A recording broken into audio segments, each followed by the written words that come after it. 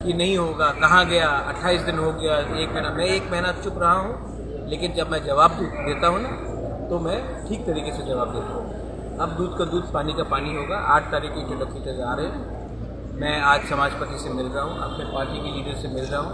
त्रिपुरा का constitutional solution के लिए मैं फाइट करते रहूँगा। ये फाइट मेरा नहीं है, मेरा कम्युनिटी का है, और मैं अपना कम्युनिटी के लिए हमेशा फाइट करूँगा। खोनाबाय कादे ताकुक तेबुक सम बुबाग्रा तामो सापाइका सिंगापुरनि फाइमानि लग गिनो टिप्रासारनि बागै 8 तारिखनि बिसिङावनो स्राय स्राय साइमाननाय इन्टरलोक्यूटर फादा फाइया जे गोबांमा केबेंनाय बदलक टिप्रासानि बिसिङावबो दङ बुबाग्रा बेंक कमाखा बेंक थाका इन्टरलोक्यूटर बेंक थाका टिप्रासान हामक्राय बेंक थाका गेटा टिप्रालेन तामो तामो सानायरंनि बागै बुबाग्रा जवाब रेडी कानरक अब भिडियो जे मजाक शेयर खादि प्लीज सब्सक्राइब खादि ते बेल आइकन क्लिक खादि हामबाय।